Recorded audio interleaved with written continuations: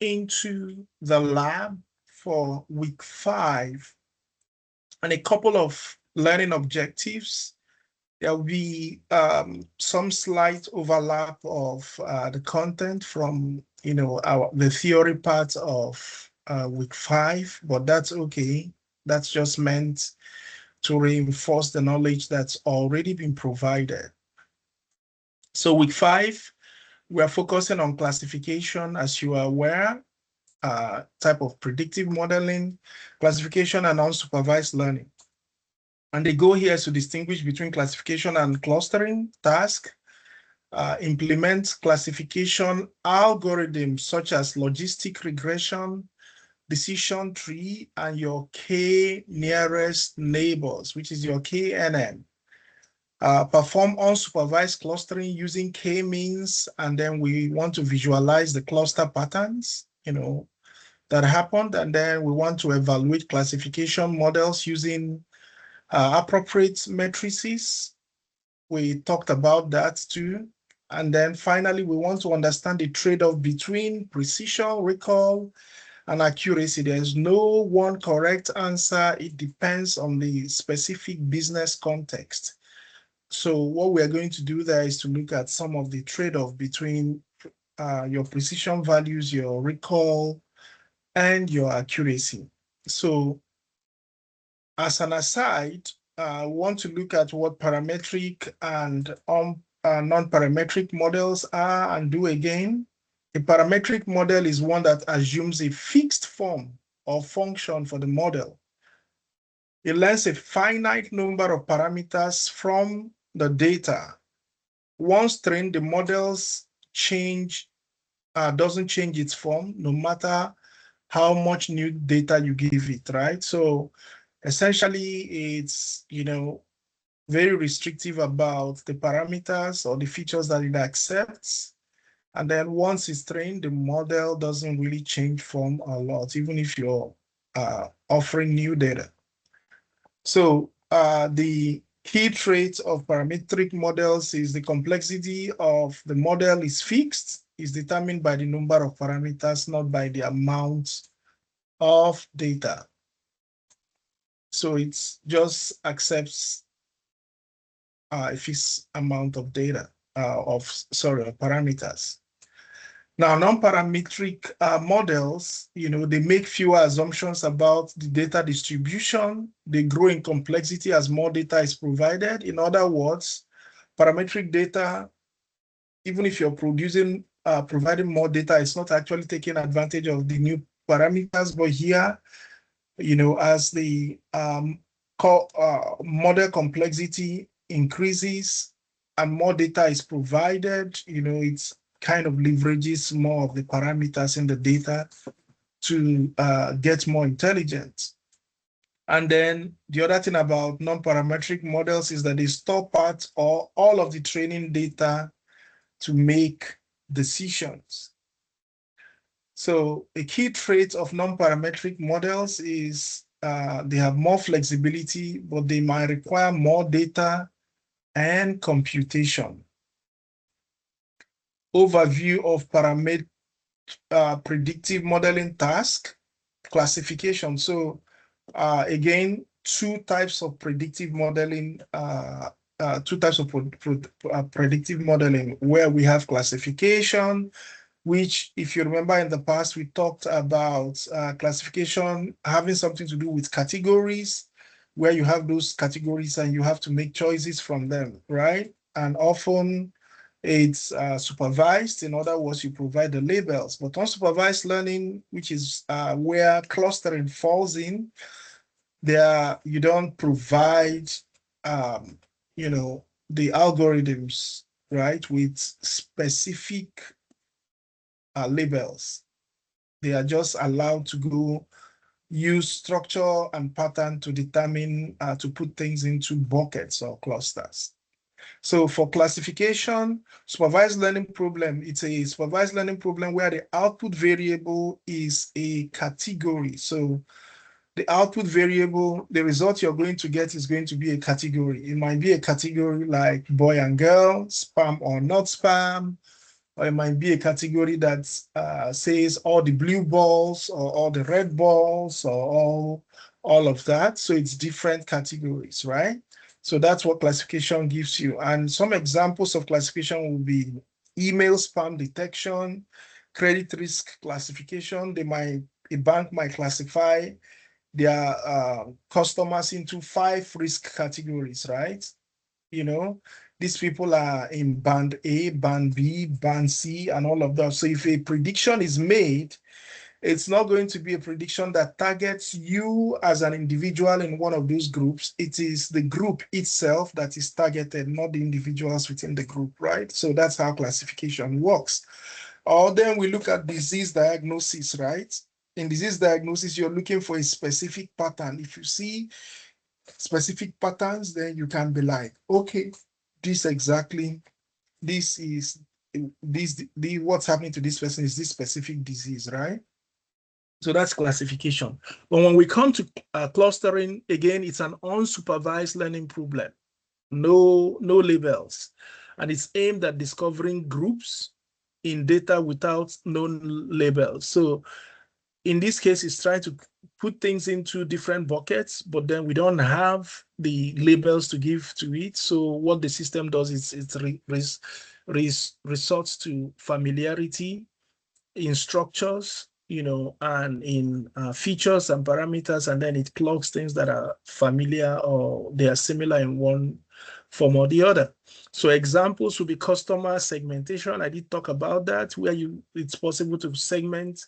You give the system all of this data and it's able to magically, as it were, quote and unquote, put people in different clusters based on what's similar with all of them. Then that's also what happens in image compression, document categorization. You see some of these agents, you give them access to your laptop and then they just go organize everything, right? That's clustering. So common algorithms, right? For classification, we have logistic regression, K, nearest neighbor, decision trees, random forest, and SVM, which are all have characteristics. They're all supervised. Your vector machines. And then you have clustering where you have k-means, hierarchical, DB scan. Those are all examples of unsupervised models. Key concepts. Now, some of the key concepts we are going to look at is logistic regression. It models the probability of a binary outcome using a sigmoid function, right? So that's what your logistic regression does. And what a sigmoid function does essentially is to try to break things into 2 parts, right? Between 0 to 1, right? And we decide, okay, anything below, say, 5 is negative, anything above 5 is positive, And when I say negative now will be a 0 and positive will be a 1, right? And you can play between those ends, right? So eventually your output is either a 0 or 1. It's based on whatever decision threshold you decide, which could be anything below 6, anything below 0.6 is positive, is negative, above is negative, but it's positive. You have to decide what those thresholds are. So what type of model is this? It's a supervised learning model, and the goal is to classify inputs into binary or multi-class outputs, right? How it works. Essentially how it works, and I think I did show us an example of logistic regression last week, where you can actually fit the linear model to the data, right? And then eventually you use your sigmoid function, which looks literally like an S, to output the probabilities, and then that can help you predict the class with the highest probability. So logistic regression is parametric and works best when data is linearly separable. So that's logistic regression for you. And then you have k nearest neighbor, which is your KNN model. It classifies based on the majority class among the k nearest samples, right? So it's a supervised learning model, and the goal is to classify or regress based on proximity to known data points. So depending on where the data points are that are of importance to you, all of the other reference data, right, can take, like they can take their reference to that data, and that's how you begin to cluster things that are near or that are neighbors based on their centroids. So how it works, you store all of the training data, it stores all training data, and for a new input, you find the k nearest neighbors, using a distance metric, which is literally your Euclidean metric, right? And then majority, then there is some kind of majority vote, which is like a classification or average. You average out the results, and that's when you use regression.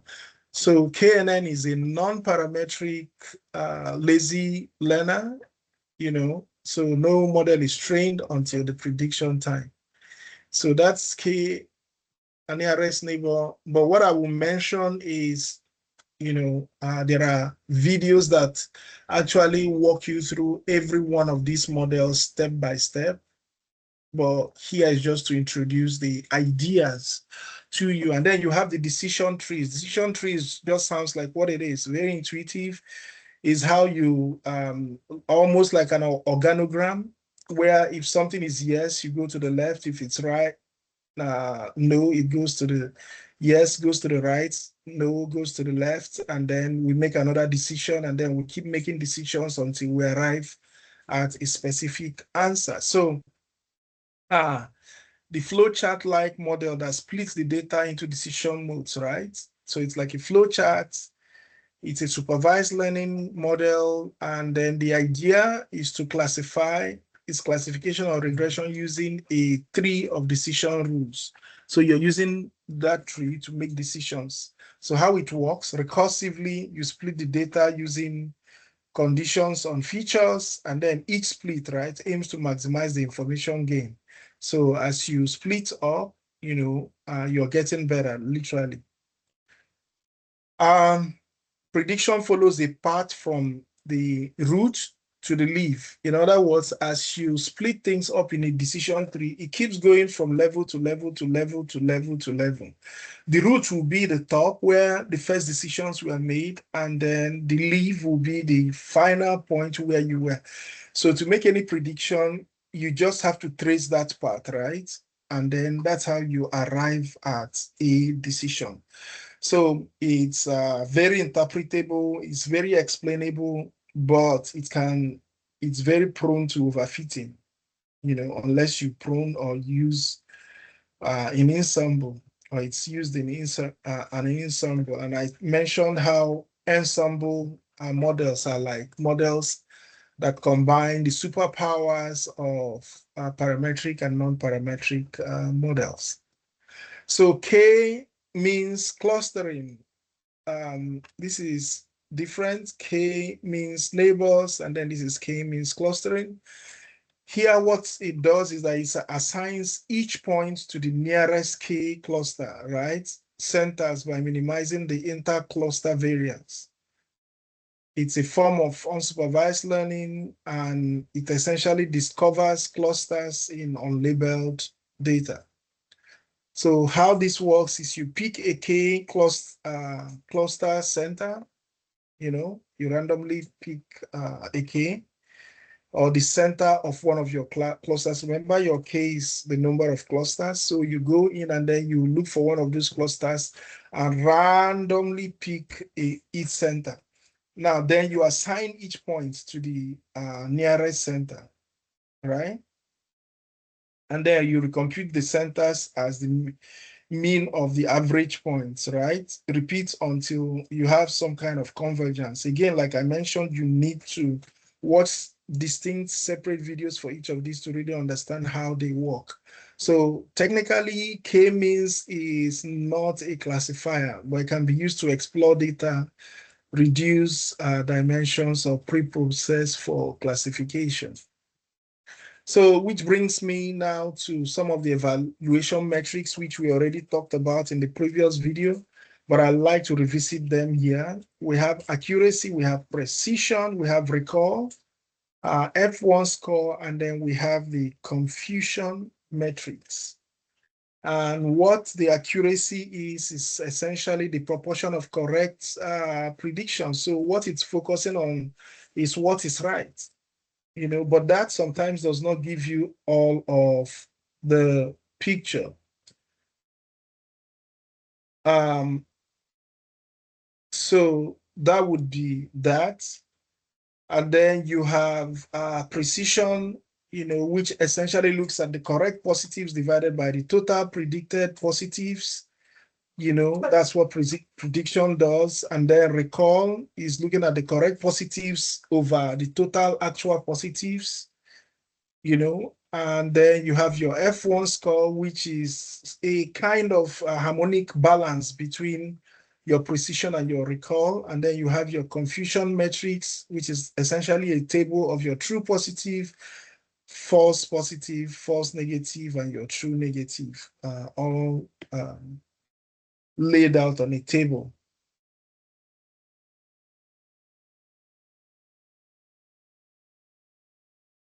So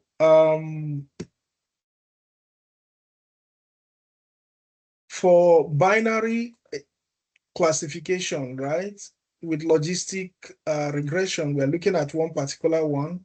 So we have 6 sections, and then we are going to generate and plot binary labeled data, training logistic regression and interpreting the predictions. Then we look at accuracy, confusion metrics. These are all in practice now. And then we look at the model performance. And then number 5, we look at the visual discovery boundary, because like when you do logistic regression, sometimes you can actually introduce this boundary that separates the 2 categories you're looking at, 2 or more categories that you're looking at. So it's actually very useful for understanding classification. And then we're going to look at sigmoid function, which is the foundation for logistic regression probability. And if you want to see some more what sigmoid function looks like, let's go moid function. So that's what a typical sigmoid function would look like, right?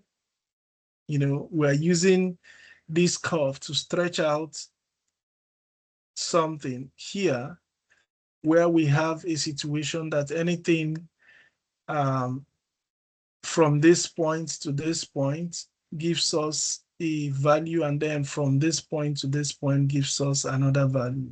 So you are literally playing between 0 to 5, 0 to 0.5 to 1 and 0.5 to 0, right? So that's what the sigmoid function kind of looks like.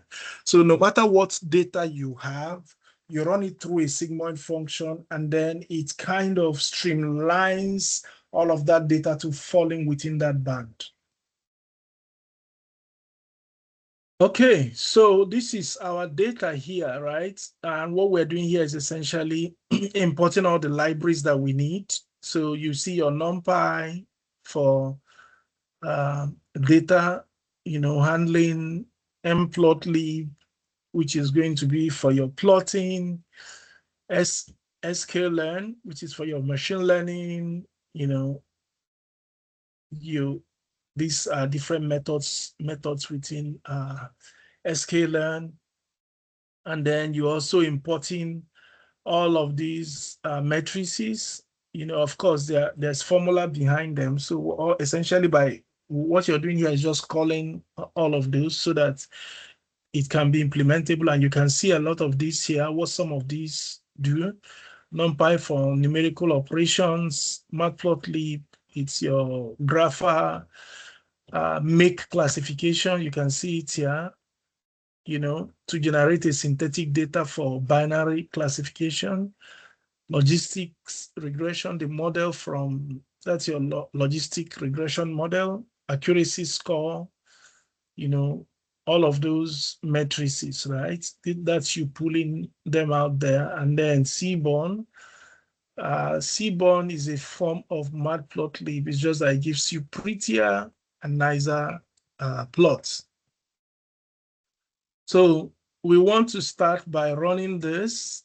So we've loaded up our various packages. Then we are generating the data sets that we need. So by just saying make classification, and then you tell it the characteristics of the data you want. That's all of the information you put in here. But to just get that done, all you do is pull this because you've loaded it up already here. Make classification, you just introduce that here, and then decide the things that are important to you here for the type of data that is generated. So we run that. So you can see each of this. So when you go through this, you can actually, it does explain what each of this is doing here. And then we want to visualize that data, right? So we're pulling that data, which is your X and Y data. So we come in here, we throw in our X and Y, and then we're doing like a scatter plot of that data, between certain ranges, and then our title, labels, and all of that. So if you run that, that's actually what we get there. And you can also come in here and tweak things around.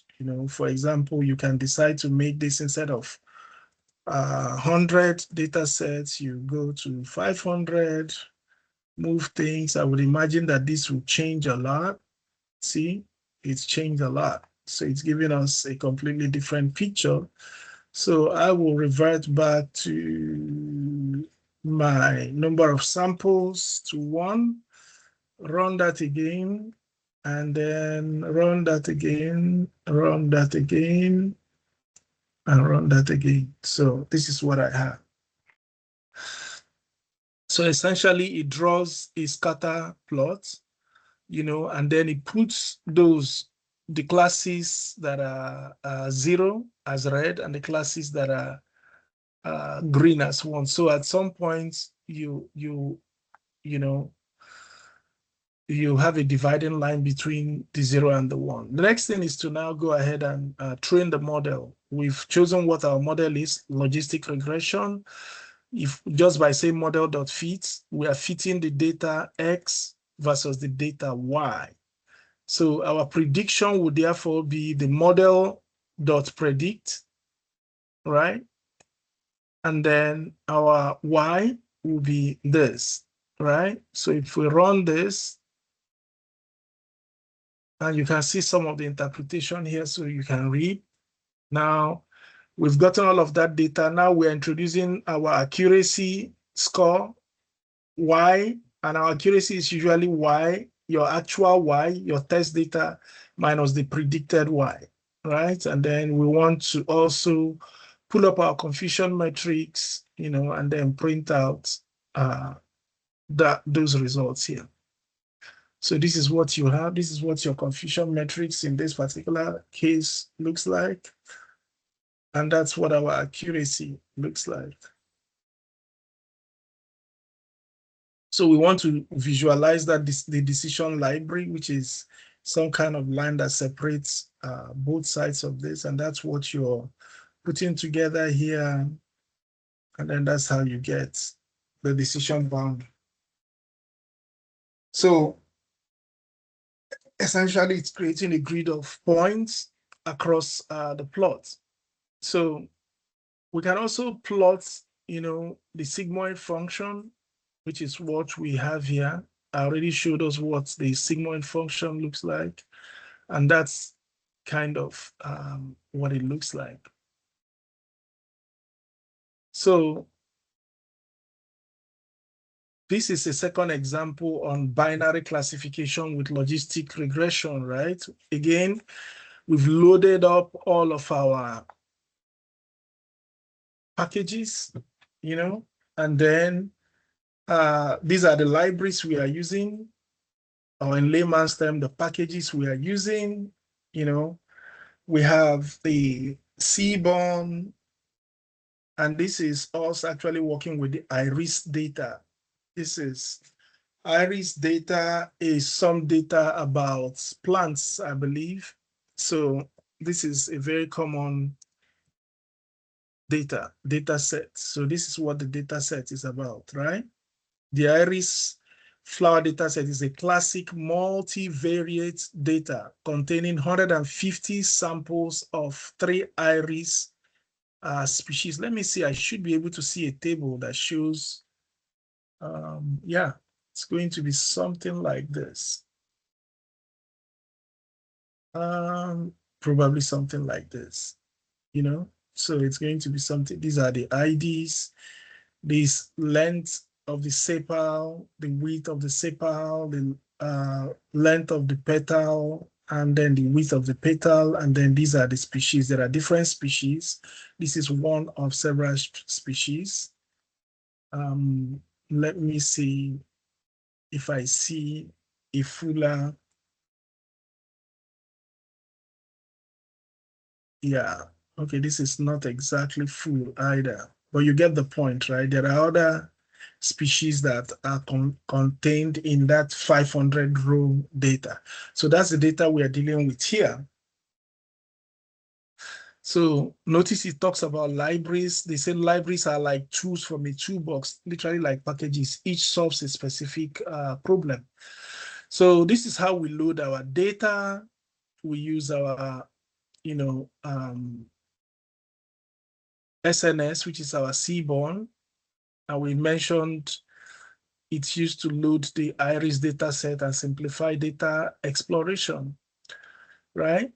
So we're saying iris is equals to SNS. Notice that Seaborn was loaded as SNS. So that's what we're using here, SNS.load data. We're using this method, and this library to load up the iris data. The iris data is already in the system. So it's easy to load. And then the next thing we want to do is to print the first 5 rows of the data. And you can do that with your iris.head to print that out. So, and then we want to change one of those as our target. So like the species, that's why you have your target is equal. So, and usually your target is what we would generally refer to as your label, right? You do all of that, and then this is what you get. But let's say we just use tail instead of head so that we can see what the ending part of that data. So it's Satosa here. Now is Virginia, so you can use your exploratory data analysis skills that we already acquired in previous classes to be able to interrogate this data to see what is in this data. So the next thing we want to do is to go ahead and split the features and the labels, right? That's what you do here. So this is x.drop, we are looking to drop perhaps species and targets, and your y, from your x data, we're trying to drop, your species, and then your y is going to be your target, which you dropped here, right? Because we want to keep them separate so that we don't have any kind of data leakage where you mistakenly go, use what do you call it now? A parameter or a feature as your target. Then after that, you want to also split. Again, data leakage, you have to be careful here so that you don't go mix up training and test data. So this is what you use in splitting. You are labeling X train, X teach, Y train, Y test, right? And then at the end of the day, you're splitting that data and you're splitting it in what ratio? 70, 30. So if you tell it that your test size is 0.3, then it automatically knows that the whatever is left is going to be 0.7. So you can see that explanation here. Then once you finish that, the next thing we want to do is to train the logistic regression model. That's why you choose your model, and then you tell it what to fit, right? You're trying to fit the X data, the training data, by the Y training data. So you run that, and then I'm seeing everything that's parameters depreciated. Okay. So a logistic regression model is initiated and trained on the training data. Notice X train and your Y train. The model learns coefficients for each feature to estimate the probability of being Satosa, because remember, Satosa is our target. Another way to see this is that the model finds the best fit line or hyperplane that separates the classes by maximizing the likelihood of correct predictions, right? Then this is where you make your prediction and you choose your Y. The prediction of your Y is going to be the model, and then you try to predict by testing the data in, which is your X test, the data, the 30% that you put aside before for testing. So, and the model essentially predicts the class label 0 or 1 for the unseen test data. It tries to predict whether a flower is Satosa or not. So everything that is not Satosa would probably be like 0, and everything that is Satosa would be a 1. So it turns a list of predictions, 0s and 1s, and then the predictions are made after training and are used to assess how well the model generalizes. So this is where we evaluate the performance of the data. Then this is the evaluation of the performance which you have. And then to do the evaluation, you want to call up all of those matrices. This is your accuracy. You call up the accuracy score, your prediction score, and your recall, then your F1. Right? Because you're going to test for all of this, right? And this is where you print them out and the results. And when we run this, so yep, this is the results now that we've gotten, right? So if you look at this, what is saying not Satosa, like almost everything is like, this model is just so sure. The accuracy is literally like 100, the precision, like overall correct predictions, 100% for each of this, which is probably too little data. So, and then we can visualize what the decision boundary will look like. Clustering with k-means, right? Now, this is a situation where we're trying to cluster. If you remember what we talked about clustering, it's literally putting everything, depending, in this particular place, we're looking at the colors, and then, which is the color, we're working with the sepal length, and then it's looking at the length. So a lot of the lengths that fall in here cluster around here, those that fall in between this and this cluster down here, and those that are within this and this cluster around here, right? So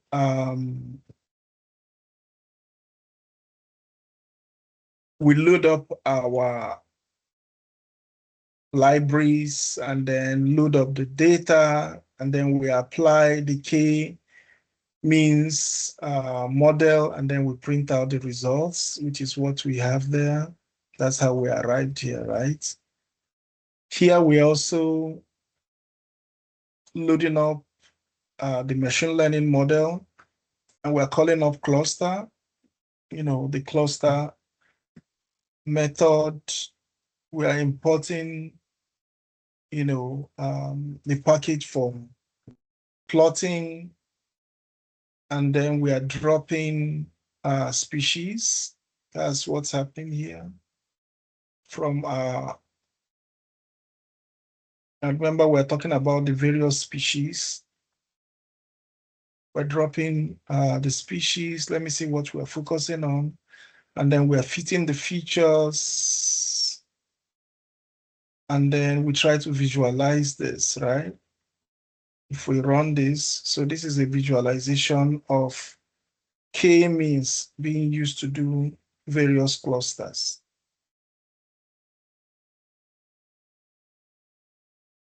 So again, these are suggested resources that you can read some more about, and there's a ton of videos on each of these models that you can take advantage of, but take out the time to kind of go through what we have here and then play around with the variables, and that's how you get comfortable with this.